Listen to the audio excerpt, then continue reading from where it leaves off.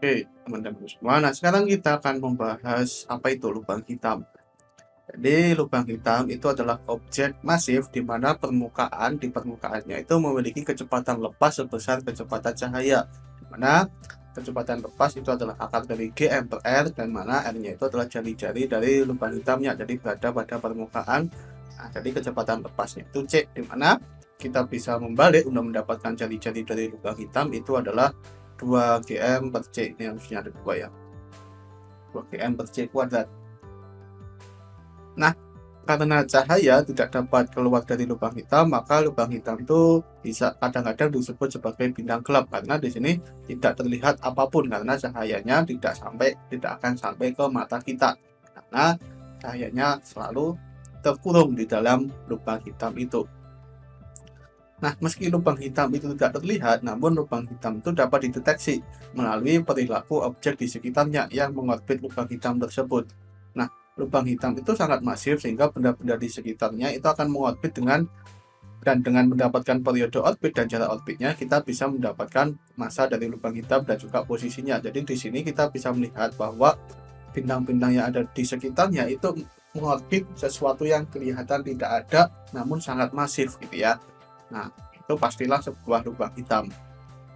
Ini adalah pengamatan deteksi lubang hitam pertama yang ditrace gitu ya, dari tahun 90-an, 95 gitu sampai tahun 2014 kita melihat orbit dari bintang-bintang di sekitarnya.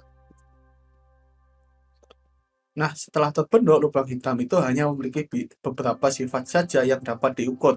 Nah, sifat-sifat ini itu disebut sebagai teorema Nuheit. Nah, jadi yang pertama itu ada massa, kemudian muatan, dan momentum sudut. Nah, ketiga sifat ini dapat diukur karena dapat diamati oleh pengamat yang ada di luar dari lubang hitamnya. Nah, massa dapat diukur melalui orbit benda di sekitar. Muatan dapat diukur melalui interaksi terhadap muatan lain, dan juga momentum sudutnya itu dapat diukur dengan pergeseran kerangka, yaitu melalui efek dari Lense-Thirring. Nah, banyak sifat lain yang hilang ketika lubang hitam terbentuk seperti bilangan baryon total dan bilangan lepton total gitu ya, yang harusnya itu kekal seperti yang kita bahas di mekanika kuantum. Nah, persoalan hilangnya informasi mengenai kekekalan bilangan baryon dan bilangan kuantum lain itu disebut sebagai paradoks informasi lubang hitam. Nah, jadi di sini kita bisa melihat jenis-jenis dari lubang hitam. Ketika muatannya itu sama dengan 0 dan juga momentum sudutnya itu sama dengan 0, maka lubang hitamnya itu adalah lubang hitam Schwarzschild. Dia tidak bermuatan dan tidak berputar. Kalau tidak bermuatan tapi berputar, maka Kerr.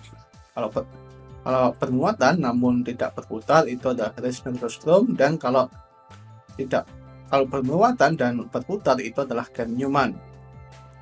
Nah, keempat geometri ruang waktu itu yang diberikan di luar lubang hitam ini dapat dituliskan dalam bentuk matriks seperti ini, di mana rho dan deltanya itu diberikan oleh seperti ini. Kalau Schwarzschild hanya 0, rho-nya itu adalah seperti ini gitu ya, Reisner-Rostrom seperti ini dan seperti ini.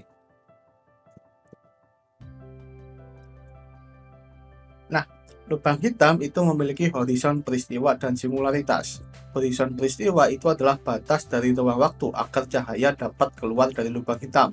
Ketika sudah melewati horizon peristiwa, cahaya mustahil dapat keluar dari lubang hitam. Nah, menurut pengamat yang ada di luar, benda yang bergerak menuju lubang hitam membutuhkan waktu tak hingga untuk memasuki ke dalamnya. Sedangkan menurut benda tersebut membutuhkan waktu berhingga dan waktu berjalan semestinya. Nah, efek ini disebut sebagai dilatasi waktu gravitasi. Ini kita akan bahas di bab ini. Nah, singularitas itu adalah daerah di mana kelengkungan ruang waktu itu menjadi tak hingga.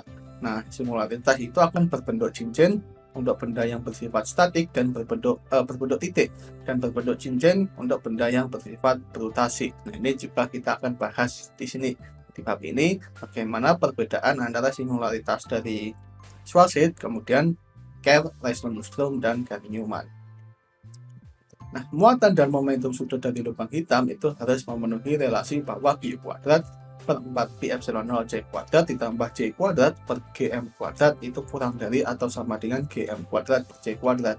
Nah, apabila tidak memenuhi kondisi tersebut, maka lubang hitamnya itu akan memiliki singularitas telanjang yang dapat diamati oleh lubang hitam.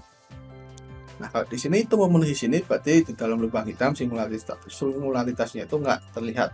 Nah, di sini ini adalah kondisi ST-nya, kita sedikit bisa melihat ini ya ke dalamnya. Nah, kalau di sini ini lebih besar ya, ini lebih besarnya, ini kita bisa melihat singularitasnya benar-benar telanjang yang ada di sini. Kalau di sini kita bisa melihat ini kondisi ekstrim, kita masih belum tahu nih ada dalam singularitasnya, meskipun kita juga masih bisa melihat apa yang terjadi. Nah, di sekitar lubang hitam terdapat bola foton, di mana fotonnya itu bergerak melingkar di sekitarnya. Nah, untuk lubang hitam statik, bola fotonnya itu berbentuk memiliki radius setengah jari 1,5 dari jari-jari Schwarzschild dan bersifat tidak stabil. Jadi kita bisa melihat ini adalah jari-jari foton itu berada di orbit dari lubang hitam yang terdalam gitu ya, di sekitar 1,5 rs. Nah, kalau kita lihat foto lubang hitam yang pertama, ini batas dari orbit fotonnya. Partikel itu dapat mengorbit stabil pada daerah yang disebut sebagai orbit lingkaran stabil terdalam atau ESCO, di mana untuk lubang hitam Schwarzschild itu nilai orbitnya itu adalah berada di 3 rs. Jadi di sini itu adalah 3 rs orbit stabilnya. Ini kita akan bahas juga di video-video berikutnya. Nah, lubang hitam yang berotasi itu akan memiliki ergo speed, yaitu di daerah lubang hitam di mana bendanya itu tidak dapat diam gitu ya. Jadi bendanya itu akan ikut terseret karena ruang waktunya itu juga ikut terseret. Nah, efek ini disebut sebagai efek Lindsay Tirring. Jadi di sini di dalam ergo speed ini ruang waktunya itu terseret. Nah, karena ruang waktu terseret, kalau ada benda di sini pasti dia akan juga ikut terseret ke sana. Jadi dia nggak mungkin bisa diam. Nah, ergo speed ini berada di luar lubang hitam gitu ya, di sekitar lubang hitam dan berbentuk seperti donat di sini. Tapi di sini itu terhubung, nggak berlubang.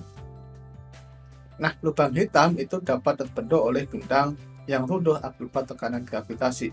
Pada akhir hidup bintang itu akan meledak dan mengeluarkan material penyusunnya untuk membuat nebula di sini, nebula planet, atau kalau supernova bisa berakhir ke neutron star atau black hole.